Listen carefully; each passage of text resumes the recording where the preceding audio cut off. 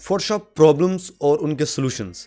जी हाँ, आज मैं आपको ऐसी 11 क्यूट फोटोशॉप प्रॉब्लम्स के बारे में बताऊंगा जो हैं तो काफ़ी ज़्यादा छोटी और क्यूट, लेकिन वो आपके फोटोशॉप के एक्सपीरियंस को काफ़ी ज़्यादा डैमेज कर सकती हैं। तो बिना देर किए चलिए इन प्रॉब्लम्स का सॉल्यूशन ढूंढते हैं और वीडियो को शुरू करते हैं।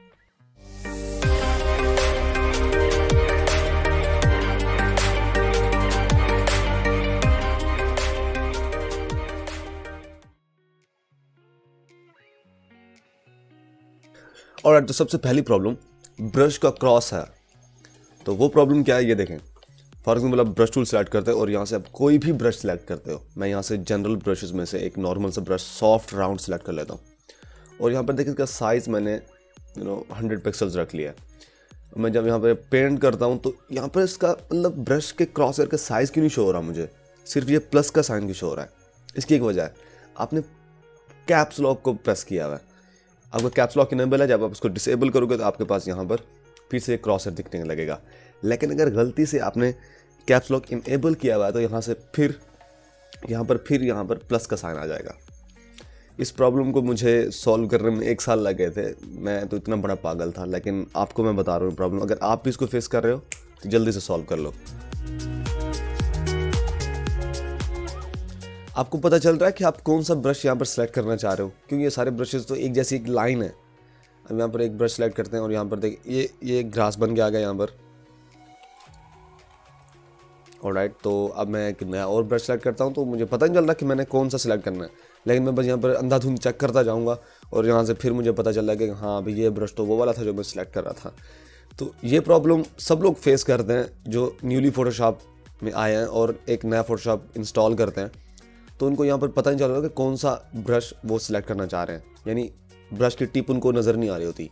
तो इसकी प्रॉब्लम का सॉल्यूशन ये है कि आप इस गियर के आइकन पर क्लिक करो, यहाँ पर ब्रश टिप पर आकर क्लिक कर दो। ऑलराइट, तो अब यहाँ पर आपको पता चल रहा है कि कौन सा ब्रश आपने सेलेक्ट करना है। अगर ब्रशेस आपको छोटे दिख रहे हैं तो आप इनको यहाँ पर बड़ा कर दो। ऑलराइट, तो यहाँ पर आओ। ऑलराइट, तो यहाँ पर देखिए अब साफ तरीके से पता चल रहा है मुझे कि कौन सा ब्रश मैंने सेलेक्ट करना है। डिफरेंस में पता चल रहा है, यहाँ पर मैं ये सिलेक्ट करना चाह रहा हूँ तो यहाँ पर ये सेलेक्ट करके पेंट करते जाओ। ये प्रॉब्लम फोटोशॉप के लेटेस्ट वर्जन यानी 2020 में जो फोटोशॉप आया उसमें है। अब इसको प्रॉब्लम नहीं है, ये जस्ट एक ऑप्शन है, लेकिन मेरे जैसे लोगों के लिए ये प्रॉब्लम बन जाती है। यहाँ पर देखें चैनल्स में, अगर आप चैनल्स से सिलेक्शन करना पसंद करते हो तो आपको यह मसला हो सकता है। यहाँ पर देखें चैनल्स यहाँ पर पहले ब्लैक एंड वाइट होते थे, हमें जस्ट लाइटनेस का पता चल रहा होता था कि किस चैनल में ज़्यादा लाइटनेस है और ज़्यादा डार्कनेस है, तो उस हिसाब से हम सिलेक्शन करते थे। लेकिन यहाँ पर कलर्स आ गए हैं अब, लेकिन अब हम यहाँ पर डिसाइड नहीं कर पाते कि अब हम किस तरह से सिलेक्शन करेंगे, तो इससे आपको मसला होता है। अब इन कलराइज्ड चैनल्स को अगर आपने ब्लैक एंड वाइट फिर से करना है तो आप जस्ट एडिट में जाओ, प्रेफरेंसेस में, और यहाँ से इंटरफेस में, और यहाँ पर आपको ऑप्शन मिलेगा शो चैनल्स इन कलर। तो आपने इसको अनचेक कर देना और यहाँ पर देखें फिर से ब्लैक एंड वाइट हो गए। तो अब आप फिर से देख सकते हो कि कितनी लाइटनेस वाला चैनल आपको चाहिए। अगर आप भी मेरी तरह एक बंदे हो जो फोटोशॉप की फाइल्स पर कोई प्रॉपर नाम नहीं लिखता और वो अचानक से भूल जाता है, अब यहाँ पर देखेंगे कोई नाम है। अभी देखिए रिवाइज, ये क्या, बिल्कुल आपको पता नहीं चल रहा होगा कि ये क्या काम किया है मैंने यहाँ पर। लेकिन अब मैं इस इमेज को भी तो नहीं देख पा रहा कि इस इमेज के अंदर एक्चुअली है क्या। तो अब क्या करोगे, अब बार बार इस इमेज को फोटोशॉप में जाके ओपन करोगे, चेक करोगे कि कौन सी इमेज आपने ओपन करनी थी। काफ़ी बड़ा प्रॉब्लम हो गया ना ये। तो अब इस प्रॉब्लम को सोल्व करने के लिए अपने पास एक एप्लीकेशन है जिसका नाम है सेज थम्स। इसका लिंक आपको डिस्क्रिप्शन में मिल जाएगा इंशाल्लाह। तो अब आपने उस एप्लीकेशन को इंस्टॉल करना है। ओके को प्रेस कर दें, next, I agree, next, install. अब ये ऑटोमेटिकली जो आपकी फोटोशॉप के जो थंबनेल्स हैं, यानी आपकी इमेज के अंदर क्या मवाद है, वो सबको ऑटोमेटिकली शो करेगा। यहाँ पर देखिए सेटिंग्स अप्लाई हो रही हैं अब। ऑलराइट, तो अब यहाँ पर देखो कि जो भी मेरे फोटोशॉप के फाइल्स के अंदर था वो सब कुछ यहाँ पर मुझे शो हो रहा है एक जेपेग फाइल की तरह। लेकिन एक और प्रॉब्लम यहाँ पर और भी खड़ी हो गई कि आप इनको जेपेग फाइल समझोगे और जब भी आप इनको ओपन करोगे फोटोशॉप ओपन हो जाएगा। तो अब इनकी आइडेंटिफिकेशन के लिए आपने राइट क्लिक करना है, सेज थम्स में जाना है और यहाँ से आपने सेज थम्स ऑप्शंस में जाना है। ऑलराइट, तो यहाँ पर अब आपने एक ऑप्शन को इनेबल करना है, show type overlay on thumbnails, यानी इस इमेज पर आपको इमेज का टाइप दिखेगा जिससे आपको पता चल जाएगा कि कौन सी JPEG फाइल है और कौन सी फोटोशॉप की फाइल है। इसको आप चेक कर दें, ओके प्रेस कर दें। ऑलराइट, तो यहाँ पर देखें अब आपको फोटोशॉप का आइकॉन भी दिख रहा है यहाँ पर। तो यानी अब आपको ये भी पता चल रहा है कि आपकी PSD फाइल के अंदर क्या है, और आपको ये भी पता चल रहा है कि कौन सी फाइल JPEG है और कौन सी फाइल PSD है। अगर आप मेरी तरह कभी कभी गुस्से में आकर फोटोशॉप में एक हैवी डॉक्यूमेंट को ओपन कर लेते हो और आप चाह रहे हो कि आप उसको एडिट करो और उसको एक्सपोर्ट कर दो, लेकिन आपका जो कंप्यूटर है, आपका जो नन्हा सा कंप्यूटर है, वो आपका साथ नहीं दे पा रहा होता, तो आपको सून रियलाइज़ होता है कि हाँ यार अब मुझे ना इसका साइज़ रिड्यूस कर लेना चाहिए। लेकिन तब तक आपने यहाँ पर हज़ारों लेयर्स क्रिएट किए हुए होते हैं जिस मेहनत को आप ख़राब नहीं करना चाह रहे होते। तो अब आप वो किस तरह से करोगे?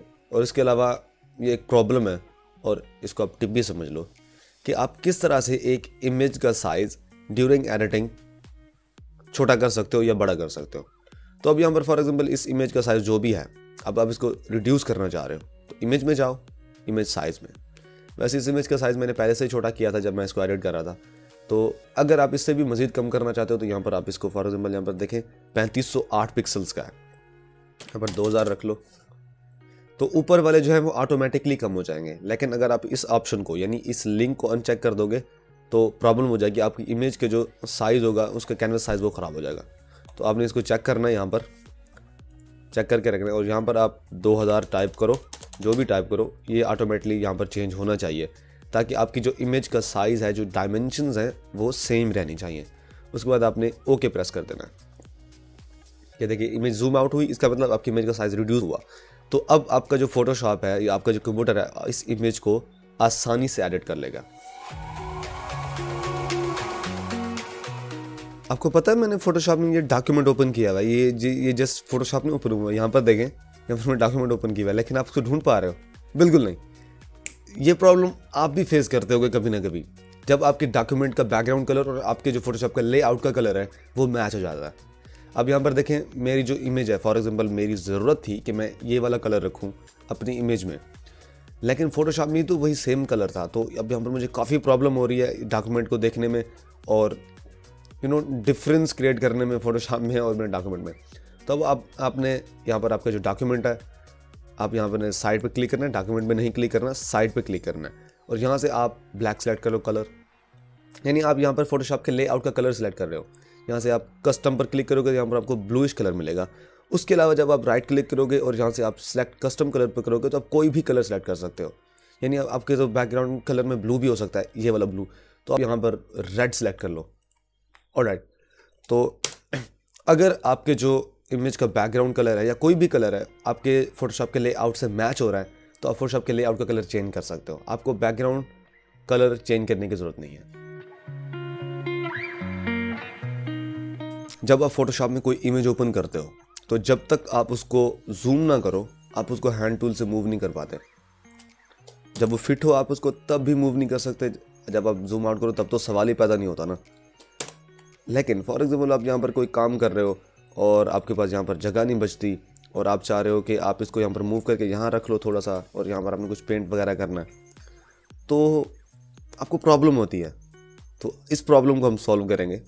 अब आपने करना क्या है, एडिट में जाएं, प्रेफरेंसेस में, टूल्स में, और यहाँ से आपने ओवर स्क्रॉल को चेक कर लेना है। ऑलराइट, अब आप क्या कर सकते हो, अब आप एक यहाँ पर देखें इमेज फिट है, आप इसको भी मूव करके यहाँ पर रख सकते हो। इवन के अब आप इसको जूम आउट कर लो तब भी आप इसको कहीं पर भी लेकर जा सकते हो। अब आप बिल्कुल फ्री हैं इस इमेज को इस लेआउट में कहीं पर भी रखने के लिए। ऑलराइट, तो अब आप चाह रहे हो कि इस डॉक्यूमेंट में आप काफ़ी सारी इमेजेस एक साथ प्लेस कर लो। आपके पास यहाँ पर फाइल में जाकर प्लेस एम्बेडेड का ऑप्शन होता है और प्लेस लिंक्ड का। फॉर एग्जाम्पल आप प्लेस एम्बेडेड को सिलेक्ट करते हो और यहाँ पर जाते हो और आप चाह रहे हो कि ये सारी इमेजेस आपको उसी डॉक्यूमेंट पर चाहिए, तो यहाँ पर आप इसको मार्क करोगे, लेकिन ये मार्क तो नहीं हो रहा। आप जस्ट एक इमेज को सिलेक्ट कर रहे हो, आप जस्ट एक इमेज को ही इंपोर्ट कर सकते हो। ये तो बहुत बड़ी प्रॉब्लम है। तो अब इसके लिए क्या करोगे आप, इसके लिए एक प्रॉब्लम का सोल्यूशन भी है और ये आपके लिए टिप भी है। अब आपने करना क्या है, आपने उसी फोल्डर में जाना है जहाँ पर वो इमेजेस हैं, आपने इन सबको मार्क करना है और यहाँ पर ड्रैग करके यहाँ पर ले आना है। एक आ गई एंटर, दूसरी आगे enter enter enter enter enter enter enter. जब तक ये नहीं आती तब आप एंटर प्रेस करते रहो। हर इमेज आपके लिए एक प्लेस्ड इमेज की तरह आएगी। यहाँ पर देखें जिस तरह से आप प्लेस से यहाँ पर इमेज को प्लेस करते हो वो एक स्मार्ट ऑब्जेक्ट होती है, इसी तरह से आप यहाँ पर ड्रैग करके जब आप इसको ड्रॉप करोगे तभी ये एक स्मार्ट ऑब्जेक्ट होगी। काफ़ी ज़्यादा छोटी प्रॉब्लम थी, लेकिन कुछ होंगे मेरे भाई जिनको नहीं पता होगा तो उनके लिए यूज़फुल होगी। तो जिनको पता है वो हंस लें, कोई बात नहीं। अगर आपके पास भी मेरी तरह एक सस्ता सा कंप्यूटर है और आप उसमें बड़े बड़े प्रोजेक्ट करना चाहते हो, लेकिन जब आप कुछ लेयर्स क्रिएट करते हो तो आपका फोटोशॉप लैग करने लग जाता है, यानी स्लो हो जाता है, तो तब आप क्या करते हो? आप जस्ट फोटोशॉप बंद कर देते हो और बस परेशान हो जाते हो, जैसे पहले मैं करता था। लेकिन इस प्रॉब्लम को हम कुछ हद तक सॉल्व कर सकते हैं। फॉर एग्जाम्पल, जब भी आपका फोटोशॉप लैग करने लगे, इसका मतलब है आपकी जो स्क्रैच डिस्क्स हैं वो फुल हो रही हैं। तो अब आपने क्या करना है, एडिट में जाना है। जिस वक्त भी लैग करने लगे, ऐसे देखिए यहाँ अभी भी ये कर रहा है, मैंने आपको बताया ना सस्ता कंप्यूटर है मेरे पास भी। एडिट में जाए, पर्ज में, और यहाँ से आपने ऑल पर क्लिक कर देना है। ऑलराइट, तो इससे आप इसको ओके प्रेस करें। ऑलराइट, तो इससे ये होगा कि आपको कुछ देर तक फिर से आराम मिलने लग जाएगा, आपको कुछ देर तक फिर से ना आपका कैमरा ठीक हो जाएगा। लेकिन ये प्रॉब्लम ज़्यादा देर तक आपके साथ नहीं रहने वाली, क्योंकि एक वक्त आएगा जब आपको एक बड़ा हैवी कैमरा लेना ही पड़ेगा, जो मैं अभी तक नहीं ले सका वैसे। तो जब भी आपका फोटोशॉप लैग करने लगे, आप एडिट में जाएं, पर्ज में, और ऑल पर क्लिक कर लें। इससे ये होगा कि आपकी जो स्क्रैच डिस्क है वो काफ़ी हद तक क्लियर हो जाएंगी और आपका जो फोटोशॉप है फिर से ठीक काम करने लगेगा। जब फोटोशॉप में आपकी स्क्रैच डिस्क फुल हो जाती हैं तो अब आप कोई भी एक्शन परफॉर्म नहीं कर सकते। जब आप ब्रश टूल से कुछ करने लगते हो, किसी भी टूल से कुछ करने लगते हो, तो वो फोटोशॉप में एक ऑप्शन हो जाता है कि स्क्रैच डिस्क और फुल, तो काफ़ी ज़्यादा प्रॉब्लम होती है। तो इस प्रॉब्लम को हल करने के लिए आपने एडिट में जाना है, प्रेफरेंसेस में, और यहाँ पर अलग से आपको एक स्क्रैच डिस्क का ऑप्शन मिलेगा, इस पर क्लिक करें। ऑलराइट, तो अब यहाँ पर आपको मैं 2 ऑप्शंस बता सकता हूँ आपकी प्रॉब्लम सॉल्व करने के लिए। बाय डिफ़ॉल्ट आपकी जो स्क्रैच डिस्क होंगी वो सी पर होंगी। अब सी से आप इसको किसी और फोल्डर में कर दें या और वॉल्यूम में कर दें। यहाँ पर देखें मैंने सी से के में की हुई है, क्योंकि मेरे सी में सिर्फ 8 GB स्पेस फ्री थी, तो वो 5 मिनट में फुल हो जाती थी। तो मैंने के में कर दिया, तो अब काफ़ी ज़्यादा मुझे स्पेस मिल जाती है। मैं जितने भी बड़े बड़े काम करूँ मेरी स्क्रैच डिस्क फुल नहीं होती। उसके अलावा अगर आपके पास जस्ट सी ही है तो तब आप एक और काम कर सकते हो। आपने विंडोज़ वाले बटन पर क्लिक करना है, +R क्लिक करना है, विंडोज़ वाला बटन +R। उसके बाद आपको यहाँ पर रन का टैब मिलेगा। उसके अलावा आप यहाँ पर स्टार्ट के बटन पर राइट क्लिक करो और यहाँ पर आप इस रन पर क्लिक कर लो। यहाँ पर आपने यहाँ पर परसेंटेज वाला जो ऑप्शन होता है उस पर क्लिक करना है। एक दफ़ा वो टाइप किया, फिर टेम्प, फिर वही ऑप्शन, यहाँ पर टेम्प लिख के आपने ओके प्रेस कर देना। ऑलराइट, तो यहाँ पर आपको टेम्परेरी फाइल्स मिल जाएंगी। इन टेम्परेरी फाइल्स में आपकी जो फोटोशॉप की टेम्परेरी फाइल्स है वो भी होंगी, जिस वजह से स्क्रैचेस फुल होती है। तो आपने Ctrl+A सिलेक्ट करना है और इनको डिलीट कर देना है।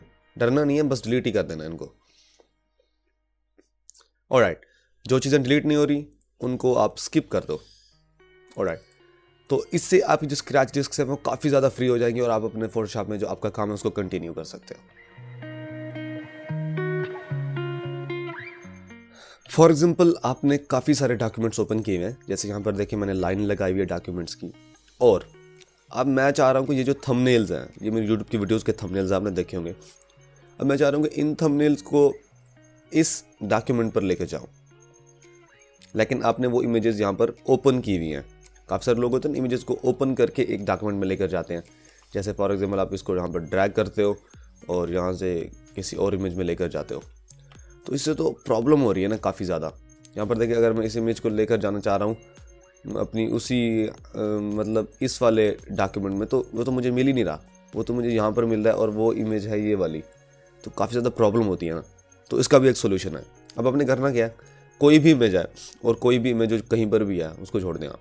यहाँ पर देखें थंबनेल 13 है, आपने राइट क्लिक करना है और यहाँ पर डुप्लीकेट लेयर पर क्लिक कर देना है। और अब यहाँ से आपने डॉक्यूमेंट में से यानी डेस्टिनेशन आपने सिलेक्ट करना है। ये तो इमेज हो गई, और यहाँ से आपने डेस्टिनेशन को सिलेक्ट करना है, और यहाँ से आप जिस इमेज में आप इसको कॉपी करना चाहते हैं, जैसे आप ड्रैग करके यहाँ पर आप उसको ड्रॉप कर रहे थे, आप उसको वहीं पर लेकर जाना चाहते हैं, आप उस डॉक्यूमेंट को सिलेक्ट कर लें। तो वो था अनटाइटल्ड 1, उसको सिलेक्ट करें, ओके प्रेस कर लें। अब यहाँ पर आके देखें अनटाइटल्ड में, तो यहाँ पर देखें यहाँ पर डॉक्यूमेंट आया हुआ है। अब फॉर एग्जाम्पल हम किसी और को भी ऐसे ही कॉपी करते हैं, फॉर एग्जाम्पल ये वाला है, तो आप इसको ड्रैग करके तो नहीं लेकर जा सकते ना। तो अब आपने करना क्या है, राइट क्लिक करना है, डुप्लीकेट करना है और यहाँ से आपने डेस्टिनेशन सेलेक्ट करना है, यानी जिस डॉक्यूमेंट में आप इसको मूव करना चाहते हो। यहाँ से आप फिर अनटाइटल्ड 1 सिलेक्ट कर लो। ओके, अब यहाँ पर जाके देखो, ये देखिए यहाँ पर अनटाइटल्ड इस डॉक्यूमेंट में यहाँ से फिर से ही आया हुआ है। तो इसी तरह आपने जितने भी इमेजेस ओपन किए हुए कोई मसला नहीं है, आप अगर इनको ड्रैग करके यहाँ पर नहीं लेकर जा सकते तो कोई मसला नहीं, राइट क्लिक करके डुप्लीकेट करके ले जा सकते हो। ऑलराइट, तो आज की वीडियो इख्तिताम को पहुंची। अगर आपको इन 11 प्रॉब्लम में से किसी एक भी प्रॉब्लम, यानी कोई भी प्रॉब्लम अगर आपको समझ नहीं आई तो आप मुझे कमेंट में पूछ सकते हैं, मैं इंशाल्लाह ब्रीफली डिस्क्राइब कर दूंगा। उसके अलावा अगर खुदा न खास्ता सबको यार वीडियो अच्छी लग गई है तो एक थम्स अप दे दें। उसके अलावा अगर आपको मेरे चैनल पर ओवरऑल कंटेंट अच्छा लगता है तो आप मेरे चैनल को सब्सक्राइब कर सकते हैं और साथ वाले घंटे को डेफिनेटली दबा दीजिए ताकि मेरी हर नई वीडियो की अपडेट आपको मिल सके। अल्लाह हाफिज़।